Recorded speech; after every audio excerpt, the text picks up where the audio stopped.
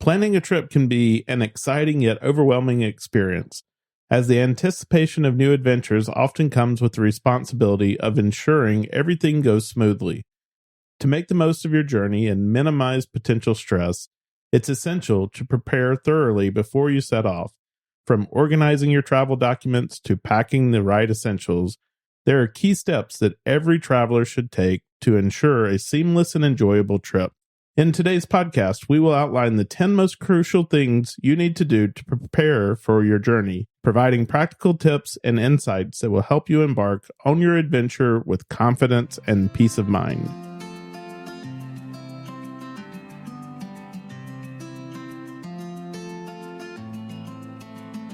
I'm Scott.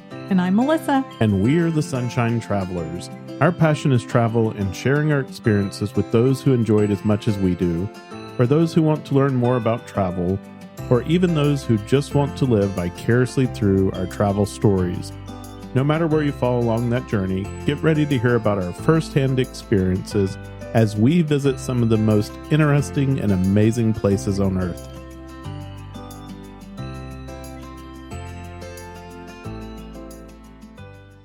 If you've listened to our recent episodes, you'll know that we are right in the middle of preparing for a big trip. When you are traveling to 3 different countries, the amount of coordination and preparation only triples. So today, we wanted to take you inside that planning and give you some practical tips that you can use while planning your next trip. So Scott, that's true. I think that the more involved the trip is, like the more places you're going, the more transportation, like there's just more things to make sure and double check. So I think that's a good point. You know, if it's, I'm going to this one place and I'm staying at this one hotel the whole time, yeah, you want to double check everything, but it's a little less to do. And I think the other thing thinking about this is that we have referenced this several times, but your aunts are going with us. And so just like thinking through, I guess, some of the questions that they're asking that we may not always think about.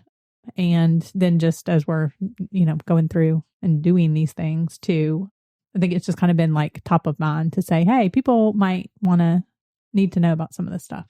Yeah, like earlier we were talking about insurance and you said, oh yeah, we've had that. We got it back when we went to Aruba and Curacao. Right. But for somebody else who's just going and this is their first trip and maybe they don't have insurance already, then they've got to factor that in as well. Yeah, that's true. So we typically do like a yearly travel policy because by the time you pay for one trip, it's like, oh, well, if we're going to take multiple trips, then we'll do that. But that's definitely true.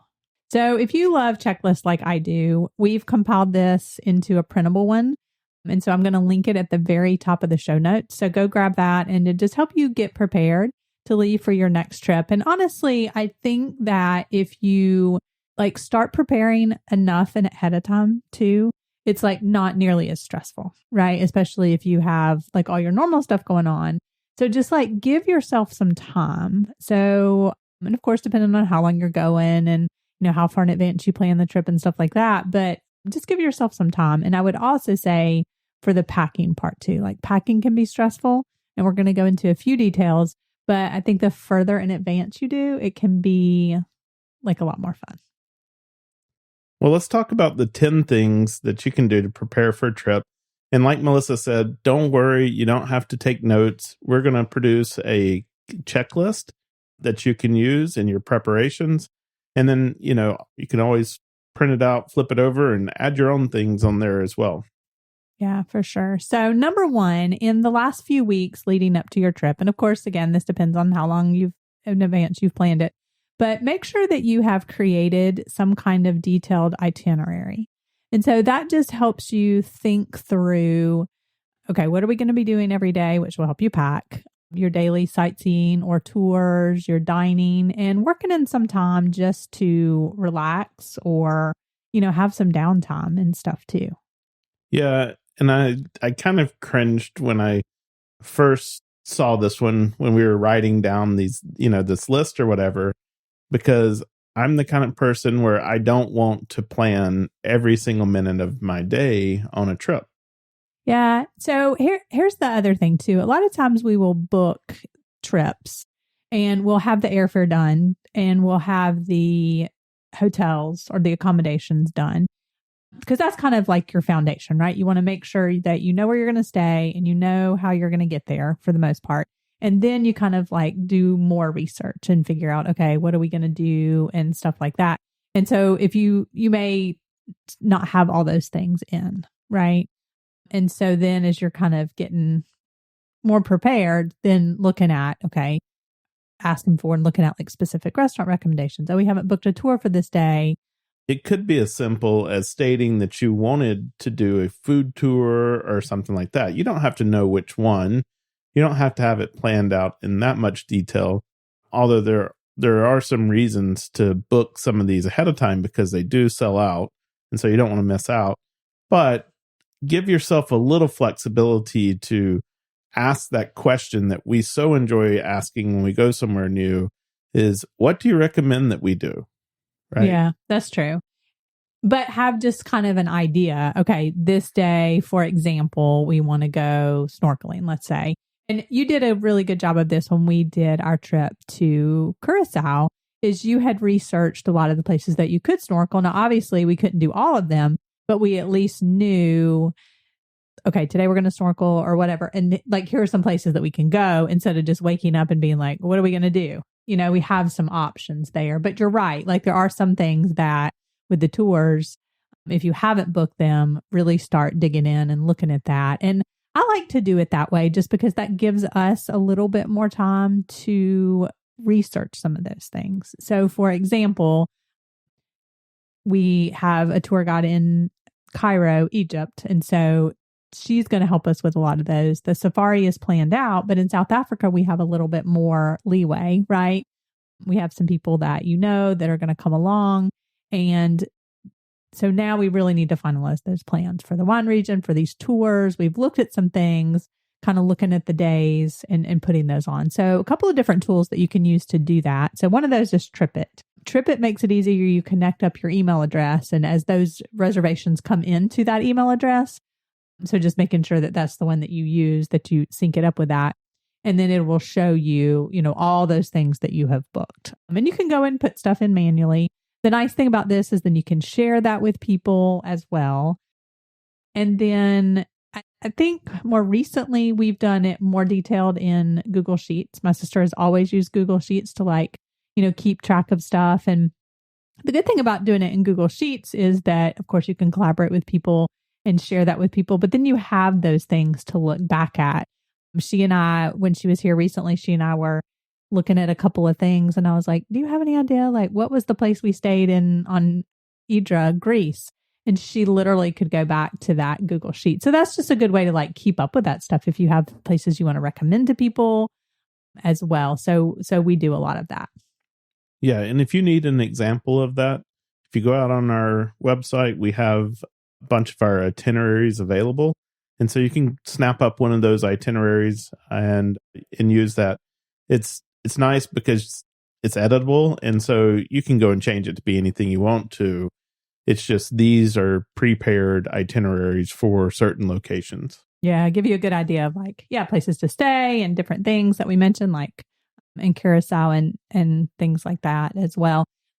But I highly would recommend, before we move off of the detailed itineraries, is that you have somebody back at home that you send that to, especially like where you plan to stay. Like, so just in case they can't, you know, for some reason, and they can't get in touch with you, you know, I mean, obviously like, oh, well, they can just call me. They can just text me. They at least could get in touch with the hotel or something, just like worst case scenario. So. And can I say one more last thing on the itinerary in doing that planning? I have been watching some friends of ours and others who have traveled to Santorini recently, and we didn't do any planning for Santorini other than making sure that we had a hotel and we could get from the airport to that hotel. And we missed out on so much stuff because I think we were aware that's where the sunsets happen, but we didn't do any research about all of the other things that are on that island. And so the last few days I've been seeing some of these posts and I'm like, we need to go back to Santorini. Well, the second thing that we would talk about is at least 2 weeks before, pack smart and don't wait until the last minute. Now, I'll be honest with you, this is a great idea. but it's probably one that we're not the best at. And again, I think it goes back to the trip that you're taking. So like literally when you travel for your work, you're just like, okay, whatever. Like I know what I'm going to need. And you don't really overpack, right?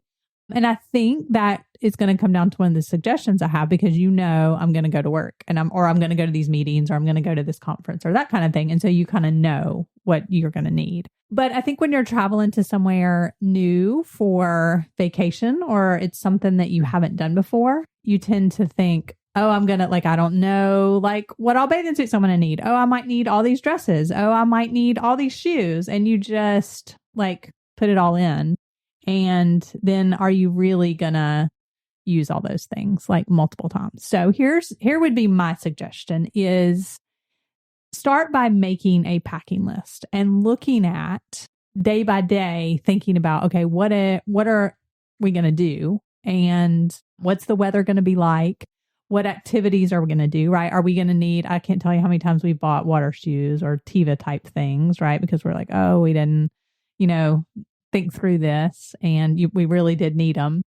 And then also local customs and requirements. So for example, if you're going to Europe or South America or somewhere where you're going to visit some of these churches that we've talked about, they expect you to have your shoulders covered, your knees covered, right? So tank tops and short shorts aren't going to cut it. So you're going to need some of those things as well. So list everything out that you by the day and kind of what you're going to need, and just think through that, right? And so then that also gives you time, if you honestly don't have those things and it's something that you need to purchase or borrow from somebody or whatever, you can go through that, snorkel gear or just whatever, that kind of stuff. And then the other thing is list out everything that you use on a daily basis that you might not think about packing.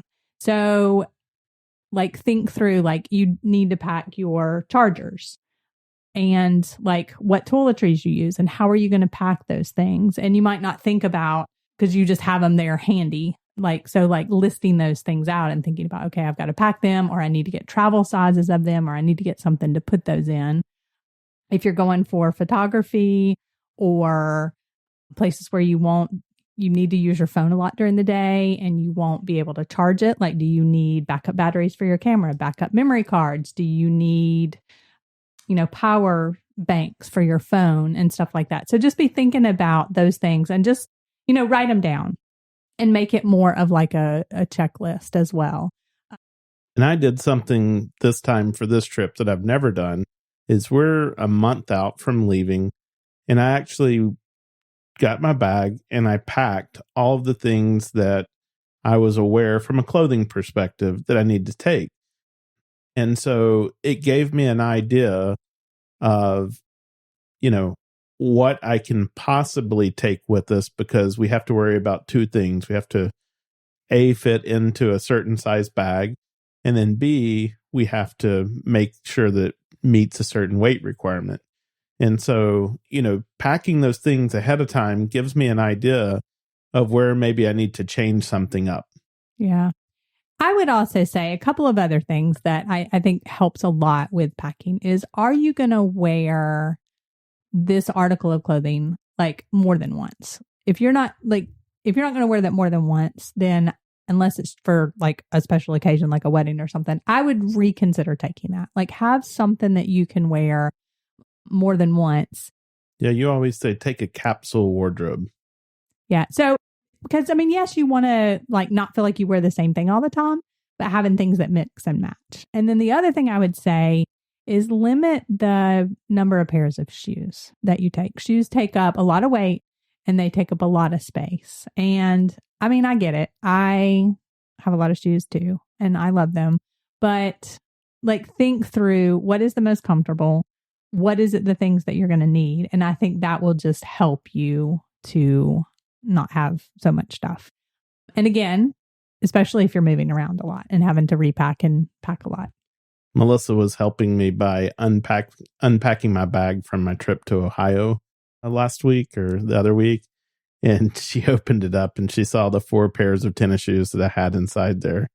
And she just laughed. I don't normally travel like that, but when I do, I pack them in. And then the last thing I would just say is just like making sure that you have room for, medicines or supplements, any travel documents that you need, and like purses or crossbody bags, laptops, chargers, just any of that stuff. And then where you're going to put it to keep it handy, like when you're on the plane and thinking about just, like kind of how you're going to pack it so it's easy accessible, because that's the worst thing, is trying to get something from the overhead bin or something like that. That's hard to do. So just thinking through the packing in advance makes it more enjoyable and makes you end up with not just like all this random stuff that you're like, dang, why did I bring all this? All right. Well, let's move on. The next thing on the list is travel insurance. Yeah. So you alluded to the fact that we have a policy that we bought for an entire year because we do travel a good bit. So as far as travel insurance, just think through the kind of insurance that you will need. And so, for example, what you're going to want to look at is, does it cover things like medical and medical evacuation, trip cancellations? If you have to cancel it entirely and it's not within the window that you can cancel it, how much does it cover? How much will you get back, et cetera. But then also things like flight delays and cancellations. So your flight gets canceled on the way back and you have to stay and you need to book a hotel. Is that going to be covered, or is it going to be out of your own pocket? And then, of course, lost luggage. So this was something that we talked to Abby about a few weeks ago when she was talking about the different cards, the credit cards and the benefits, the travel benefits from them. And so, first of all, don't read through there and see what is included in the card that you're using to purchase the travel. And then don't duplicate that necessarily. So you might be able to just say, oh, I need medical and medical evacuation because all these other things are taken care of by my credit card, my lost luggage, my delayed flight, all of these things. So read through there and know what your card, the benefits that you get from your card, and then go and search for a policy that meets your needs beyond that.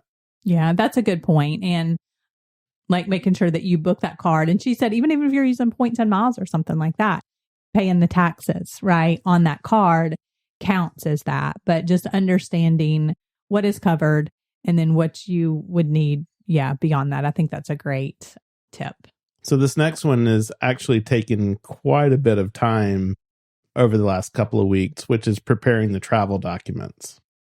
Yeah, so this is not going to apply if you're not traveling internationally. But if you are traveling internationally, like I could think, always know in the back of your mind when your passport's going to expire. But, well in advance, gather your passport. Look to see if you need to apply for a visa. So a couple of tips about that is that we look to see if you're going to need to apply for a visa. And this is not the credit card. This is a travel visa that allows you entry into another country. So we also had an instance with this when we went into Aruba and into Curacao. And a lot of these visas are now e-visas. So here would be our tip is go to the government website, travel.state.gov. Of course, this is the U.S. travel website. And then click on, there's a tab that says international travel, and to see which countries you need a visa for. And then here's the other thing. And then they'll have a link to the official website, because unfortunately, if you just go and Google, okay, somebody told you, oh, I need visa to get into Aruba, that one and the Curacao one, they don't cost anything, but you do have to apply for it. And you just Google that, you may not end up at the official site, because unfortunately, not just there, but like all over the world, people stand up copycat sites and scam sites and stuff like that. And so you just want to make sure that you're going to the actual site, and then you're not putting in passport information and your personal information and paying money, and it's not even the real thing, and then somebody's got your information. So that would be the first thing I would say. That's why I would go to a site like that, is that they will tell you exactly what you need, and then it will take you to the actual site. And we've seen a number of sites where they're not scammy in the fact that they're going to do something malicious with your data. It's just they're going to fill out information that you easily could fill out, and they're going to charge you for it. And so, where you might need to go and type 5 things into a form, they're going to charge you $40 to fill out that form for you. Yeah. And so we're going to come back to that in a second, because I do think that has its place, and I'm going to tell you why. But this website, that travel.state.gov, will also tell you how many pages you need blank in your passport. So, for example, if you need 1 blank page or you need 2 consecutive blank pages, so that you know that you need to have that available on that visa pages in your passport. I wouldn't count on the fact that nobody stamps passports anymore. There are definitely places that you'll go into and they're not going to stamp your passport. But then there are other places that do. And the ones that really worry are the ones that just, randomly open up to a page, see it's blank, and put 1 stamp in it. And then all of a sudden you get to a place like we're going to Kenya, and you have to have 2 consecutive pages. I think most likely they're going to put like one of those sticker visas in there when we get there, that they'll print it out, put it in your passport. Like I've got a bunch of those in my old passport. And so, in that case, now you've got a situation where you don't have enough blank pages in your passport. And, I don't know if they refuse you entry into the country, but they definitely could, because the requirements state that you have to have 2 blank pages. And the website says that they will. So you just don't want to have that happen. And so just making sure. The other thing that I would say is that also don't think that you're good just because your passport is not expired. So that's why I said look at that. Look at that travel.state.gov website, because it will also tell you for that country how much more validity in your passport that you need. And a lot of them, you have to have 6 months still left when you leave. I mean, sometimes it's less than that, but then sometimes, like a couple of them I read, it said, this one might be 3 months, but then from there, if you're traveling to a country that you need 6 months, then you can't do that. Let's say if you're traveling through Europe or something like that. So just be aware. A lot of them that I have read, because the places that we're going, it's 6 months. And so a lot of them, I was just kind of like looking around and saying, oh, so 6 months is kind of the thing. So here would be my rule of thumb. As soon as you get your new passport, put a date on your calendar like 9 months ahead of time to go ahead and have that renewed. I mean, yes, that doesn't seem like that's like, well, yeah, I'm having to pay for a new passport, even though, I have this much left on it, but it is the way it is, and they're not going to let you enter. I seem to remember a time early on where I had to go and have my passport rush renewed. Like I had to go into downtown Atlanta somewhere, I think, and get them to, kind of same day renew my passport, because I didn't have enough time before it expired. I actually feel like that there's a story that your mom tells, and because she did work for the airlines, that you guys had to fly to another city that could do it before you left to go to Germany. I don't know if that's accurate, but I think that is the story that I'm familiar with. Okay. We had to go to New York, but I'm thinking that there was a time after you and I were married, okay, where it was a situation where I had a passport. It wasn't expired, but there just wasn't enough time left inside the passport. And, the requirement was you had to be valid for 6 months or so after you go into the country. Yeah, and that's a good point. And I said 9 months, but if you live near a passport office, you can literally make an appointment and go there and get it the same day. If you don't want to relinquish your passport, you don't have time, something like that. So, but I did want to tell you about a couple of other apps, because Scott is right. If you can do these visas yourself, that will save you the money, right? Because some of them are free, some of them are paid, some of them are in more detail than others. And so you don't want to pay for something that would have taken you 10 minutes to do. Like the Aruba Curacao ones. I mean, literally it took 5-10 minutes max. But there were sites out there charging $40 to fill that information out. Right. So we are having to apply for 2 for this trip, one for Egypt and one for Kenya. I got the Kenya one done. The website, I kept thinking, well, this is good. But then it had like this X in this weird place, which would make me start completely over. And so that happened 2 times. And because this Safari has like all these different places we're staying, I had to type that in every single time. So I got it done, but I'm not going to lie. It was probably, I was pushing about 2 hours on that. So it just depends on what your time is worth. Now, Then I'm like, okay, I need to do this Egypt one. I went and saw, okay, yes, we need to do this Egypt one. There was a couple of things on there that I just I couldn't get it to take the address in the right way. And I didn't know how to answer some of the questions. So I had read about recently a couple of other services. One of them is called Atlas. It's ATLYS. It is an app. I don't know if you're outside the US if you can use it, because it does, like, there's some things that's like for US. So you just have to see. And so that is actually the one I put in the information about the Egypt, because I was just finally like, I have no idea what to do. I think it was like $35. It depends on the country. They do some guarantees about, how long it takes and stuff like that. So hopefully that we will have that back or be close to having that back when this episode airs. If not, I'll try to update that after, and I'll put in the show notes. Hey, here's the story. This is how it worked. I recommend this. I don't recommend this. It wasn't super expensive. I think it was going to end up being like $35 a piece. But like, if you end up spending so much time and are just like, I can't figure this out. I don't have time to deal with this. There are services. The other one that I have seen recommended is called rushmypassport.com. They do also do passports, but they also do the visa requirements, and you can go in and put in the stuff. And again, those are paid services, but they may be useful and helpful depending on how much time you have. Whether you're exploring new cities, relaxing on a beach, or taking a cruise, you can avoid expensive data charges or unreliable Wi-Fi with a GigSky eSIM. Easily get affordable high-speed data in over 190 countries. No physical SIM card required. They even have cruise and land packages, so you're connected both on and off the ship without having to pay for 2 different plans. Download the GigSky app, activate your eSIM, and you're ready to explore. All right, let's talk about money. What do we need to prepare in terms of money when going to a new country? I think it's always a good idea to notify your bank and your credit cards of your travel dates and destinations. Now, there's some credit cards that it's not a big deal, but I'd say especially for debit cards, it usually is a bigger deal. And that's a good point is, yes, your debit card is a Visa, but we do not in any way recommend that you use your debit card when traveling internationally. If something happens and then all of a sudden that's your bank account and it gets wiped out, that is huge. And so we would not recommend that you use your debit card for, in country or while traveling. Instead, use a credit card, and you've got some protections there on those credit cards.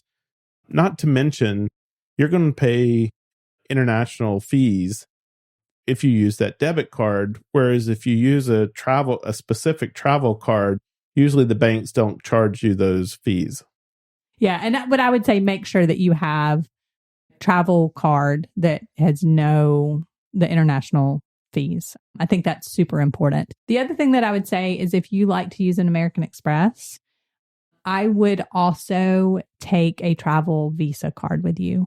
We've just found that American Express is not used a lot of places internationally. Discover also. So you're probably going to want to have a travel Visa card.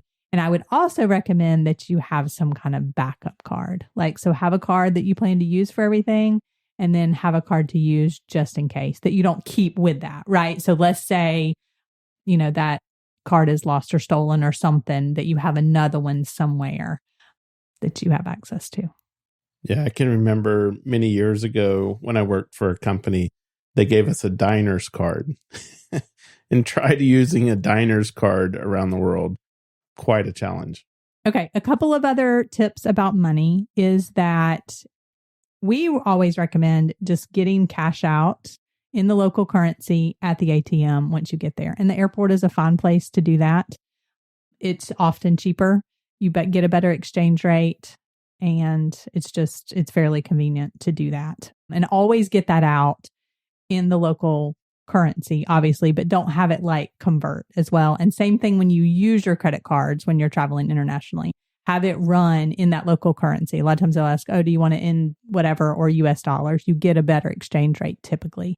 We've only had 2 places, which was the same trip, Aruba and Curacao, which for whatever reason they couldn't run it. It was always in US dollars, but typically you just have it run into that local currency. The other thing that you might want to check on before you go is the exchange rate, just so that you have an idea about what things are going to cost. And I like to think of it as I don't know, something that's going to be typical. So $10 is like how much in that currency, or $100, just depending on what you're doing, is how much in that currency, right? So just so you have an idea, so you're not always having to like look it up exactly. You kind of know it. And a good place to look at that is an app called XE. And it's an easy way to like be able to do that currency exchange.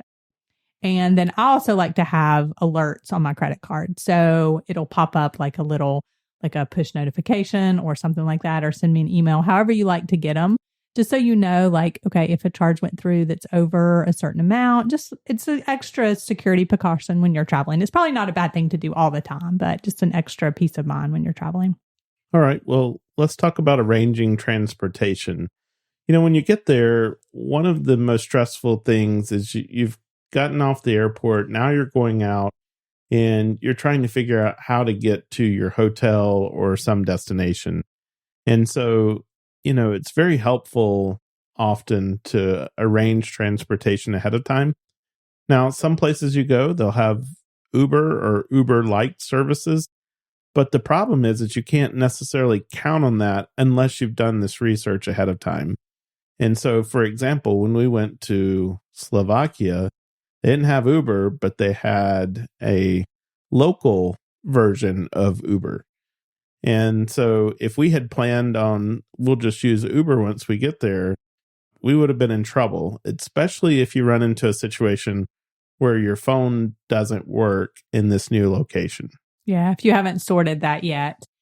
We've run into that in Ireland as well, right? Where they use some kind of certain app. And that one is easily fixable, I think. Like a simple Google search and asking people, right? You're going to get some forums that come up or some kind of blog post that's going to come up if you say, what travel app or what is like the Uber in such and such a country. Because you're right, we have run into that several times. So just kind of knowing, and if that's what you're going to use, like go ahead and maybe like creating an account and putting in your information and that kind of thing. Yeah, and something else that we learned recently is that some countries require an international driver's license. So just recently we were in Greece, and if you look it up, Greece does require an international driver's license. So had I gotten pulled over, there could be an issue there. I've never run into this, so I don't know what the issue might be. However, just spend the $20 and get that international driver's license if you're going somewhere to another country and you're going to be driving. Yeah. And so what's really great about this is that same website that I mentioned earlier, that travel.state.gov, I found it on that. So if you keep on going down below, like how many pages you need and all those other things that we talked about under travel and transportation, it will spell that out. So that's super handy. But yeah, you just get another passport photo done, or I think they do them at the AAA office. There's a form you fill out, you pay $20. So you and I are going to do that because it just would be, handy to have and good to have that. But yeah, check to see if that is a requirement as well. Some of the other things that you might not think about. I mean, so obviously if you're going to rent a car, go ahead and book that. That's another one that I feel like that you and I go ahead and do, like when we book the flights and we book the hotel. I'm like, did you rent a car? That's typically something that I have you do. But some other things too is that, like, so for example, when we went on a trip recently, we typically drive to the airport, but we didn't have a car there. And so I needed to book transportation. Once we got back home, I needed to have somebody come bring us home, because you've had the instance, you've talked about this on some of our Amelia Island content. You can't late at night necessarily rely, on the Uber. Plus, we had 6 people, 2 of them were kids. We had to make sure that we had a car big enough. So just arranging some of those things to and from the airport if you don't want to park at the airport. And here's the other thing I would say. You have used airport parking services in Atlanta where you would need to reserve a spot, right? For it to count towards your loyalty status, right? You had to go online and make a parking reservation. So just thinking through some of those things, how am I going to get to these different places? What apps am I going to need in advance will just take a lot of that stress off. Well, let's keep moving. The number 7, check the health and safety requirements of the location you're traveling to before you go. Look for any health advisories or safety precautions for your destination. And, it's always a good idea to pack a basic first aid kit. something for like traveler's diarrhea, some kind of antibiotics, things like that, Band-Aids that you might need in case of, minor injury or illness while you're traveling. Yeah, I mean, a lot of those, depending on where you are, if you're in a city and you can get those easily, those are easily picked up. In London, in Greece, you're going to pass a pharmacy on every corner, kind of like sometimes we joke about here. We've had nice people fix up Will's scraped knee, in one of the pharmacies in Madrid before. But just having those, like, especially if you are going to be in a remote place. And then also, well, it doesn't even have to be remote. I can tell you, I've been in countries like in South America and I needed something, and you go in and you say, I need this, and they hand you something that you've never seen before. It's not in English, and now you got to try to decide, is that what you really need? Yeah, that's a good point, because I think we went into a pharmacy in the Galapagos Islands and it was like, oh, I'm not really sure. That's a good point. So having things that you're familiar with, especially for heartburn, upset stomach, things like that. And then even on a bigger scale, like if you're going somewhere like we are you going to need to take malaria medicine? Do you need to have an antibiotic in case that traveler's diarrhea gets really bad? Are there vaccines that are required for that country or a country that you're traveling to after you leave that country? So there's lots of resources that you can check for that travel.state.gov. The CDC website will tell you that. You can, check with your local health department. You can go to like a passport health type thing and talk to them, talk to your doctor as well. But those resources are there, and you can just see like what are requirements, what is recommended as well. But that's something I would say probably at least a month in advance. You need to be getting those. And, if you need vaccines, if you need to, get some of those prescriptions filled as well. And let's just say that if you need to have a particular vaccine when you're traveling, there are a lot of different places that you can do that. You can go to your doctor, and some doctors can do that for you. You can go to a travel clinic like Passport Health or somewhere like that. Or often you can go to your own local health department, and many of them will have the vaccines that you need for travel. And so, I think we kind of learned this lesson this time. We went through the more formal through Passport Health, and I'll be honest with you guys, we walked out of there with a $1,200 bill. It was not cheap to go there. Yeah, it was expensive. And so I think that we probably could have done a little bit better. But I mean, that's why we tell you about these things. And sometimes when you travel or getting ready to travel, it's like, okay, lesson learned. We maybe should have researched some other options, because literally she was a nurse, but she's looking on the CDC health, the website too. And we already knew, we had done our research. We already knew which ones were going to be required for us. So, just kind of look around and maybe see what your best option is. Yeah. And I had asked my doctor first. So that's where I started. Mm-hmm. I started by asking my doctor, and they said, oh, no, you need to go to one of these places. But in hindsight, I think our aunts, they had found out that any of the vaccines they needed, they could just go to their local health department. So, and I think it was a fraction of what we ended up paying for ours. So I would just recommend that you check into that as an option before you go to one of these other places. Yeah. And if you have like a Teladoc service or something like that, you can probably get those prescriptions, because it wasn't the prescriptions. I mean, even though it was convenient and she just handed them to us and she did all that, it wasn't the biggest part of that cost. So the next one is something that we've talked about a number of different times, and that's downloading an offline version of the map from your travel app. So, using like Google Maps, or Apple Maps. Yeah. I think you can download offline of Apple Maps now. Used to, you couldn't. Google Maps was the only one that did that. Now, listen, probably 80% of the time, Google Maps works fine. It's just those few times I've had where it's had me driving in circles that just drives me nuts. However, having that data offline and searchable for when you find yourself in a situation for whatever reason, you can't get cellular service at the moment, but you'll still be able to search those directions or look up information about a particular direction if you're storing that offline. Yeah. So, I mean, this is especially good if you are doing some kind of road trip. You're going to a place that might be more remote. So, for example, when we were in Greece, we went to a couple of beaches that were kind of far away on the island of Crete. And so, not knowing what the service was going to be like. So, having those downloaded, definitely download those at home ahead of time while you're on your Wi-Fi. So, just spend some time and thinking through, okay, what am I going to need? It's easy to like select that area. And then also, I think for like cities and stuff too, just in case you end up without any cell service. And then also kind of along with that, also the travel apps too, right? We highly recommend. So if you're flying a certain airline, download their app, enter in the information, like have all that good to go, right? Hotel apps, that TripIt, currency app. I'm just trying to think, of course, the Google app, any of those Google for the Translate. Transportation. Yeah. And I've learned that you can actually download Google Translate to a local language as well. And you can have that downloaded to your phone. So if you're in an area and you don't have service, but you need Translate, you can use Google Translate offline.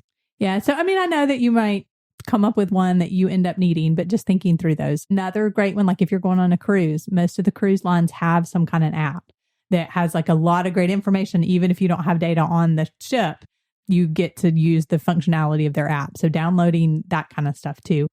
And then along with that, since we've been talking about like needing data so much, is think about what you're going to do about your data for your cell phone. So are you going to like buy a plan that your cell phone provider, like a daily plan, or like T-Mobile has a monthly plan? Are you going to purchase that, or are you going to use like an eSIM provider? And so one of the things that we've found is even with some of those international plans, they still don't give you the fastest data. And so you're still restricted, even though you may have access to data. Yeah. And they can, depending on which one you have, they can get expensive. And then once you've used up so much of that data, then you're stuck with some really slow. Yeah, to the point where your apps won't load and things like that. Which can be really, really frustrating if you are accustomed to relying on that or you'd planned on relying on that. So we are going to have a whole episode dedicated to using eSIMs from GigSky coming really soon. And plus, this is who we're going to be using when we travel to Africa. So again, check the show notes and we will give some updates. Be sure to follow us on social media as we share some of that experience as well. Rent a car and drive confidently when you travel the world with Tripiamo. Tripiamo is enabling more travelers to roam safely and confidently across the planet by changing the way people learn and prepare for global travel. Their comprehensive and interactive country-specific guides created by travel experts and local driving schools prepare you for driving abroad. Unlike a GPS, Tripiamo is specifically designed to teach travelers what they need to know to properly and confidently drive anywhere in another country. Tripiamo provides the most extensive knowledge available for international travelers. In addition to driving information, Tripiamo also has a guide for the UK on taking public transportation, the tube, trains, and buses. Visit sunshinetravelers.com/Tripiamo, that's TRIPIAMO, to learn more. All right, well, let's move on to number 9. And this is, really before you get ready to leave, some of the things you need to do to prepare your home. And that's just things as simple as arranging for pet care, pausing your mail delivery. We like to use the United States Postal Service app. Yes, they do have one. And, it's actually pretty good. You can stop and start your mail delivery right there from the app. And we've had good results from that. Yeah, it's actually probably like one of the easiest things. It literally takes 30 seconds. And so that is super easy to do. If you're not going to have anybody at home, set up timers for your lights. If you have an alarm system, have that to where you can check that and turn it on, turn it off. And then also we would say, let a neighbor know that, hey, we're going to be gone. Can you just keep an eye out? Here's how to get in touch with us, just in case as well. And so recently we've been keeping our dogs at home and hiring someone to come in and help with them. Or we've had family come in. Heck, we even had Colin and Meg from Digipack Snacks podcast came one time and stayed with our dogs while we were traveling. And, it's a huge stress relief because the dogs are here. They're somewhere that they're comfortable and they're familiar with. And then you've got somebody looking after them that you know. And so, we've just found that to be really helpful. But we've also used a service where we paid somebody to come to our house. The dogs stayed here and they would come a couple of times a day and feed them and walk them and all of those things as well. Yeah, we actually use Rover to do that, to kind of fill in some of the gaps too. The other thing that I would say is making sure that you pay any bills that are going to be due while you're gone, put them on auto pay, just so that you don't have to worry about that. And you can just enjoy your trip and enjoy your vacation and not be like, oh, I got to pay this bill real quick. And so finally, number 10 is double check your reservations and get packed. So, we've done this before. Unfortunately, we've gotten somewhere and I thought someone else was making a hotel reservation and they thought that I was making it. And we got to the hotel and that there was no reservation. And so that's happened before. And so I would just say double check all of those things. Using our spreadsheet or the template for our itinerary is great because, you can even write in there like the confirmation numbers, and then you can start with the date where you check in and then the date where you check out. Because, sometimes you get messed up and off a day and all of a sudden you're thinking you have a hotel reservation through the entirety of your stay and you could be a day off on that. Yeah. And remember, if you're traveling like overnight, that first night you'll be on the plane, for example, and that just kind of helps you think through some of those things and avoid surprises. And then finally, just pack for your trip. The other thing that I like to do is like I've packed everything else and then I still make another little list of the things I need to pack like the day of, or, especially if you have like an early flight. Okay, I need to put in these, few little things not to forget.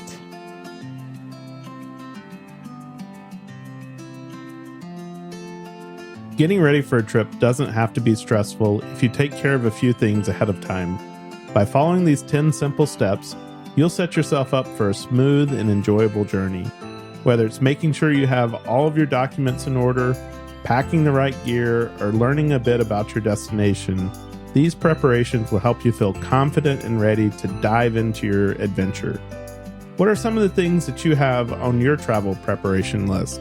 Send me an email at scott@sunshinetravelers.com and let me know. We are always inspired by notes and stories from you. We hope you enjoyed this episode and found some inspiration to help you with your travel journeys.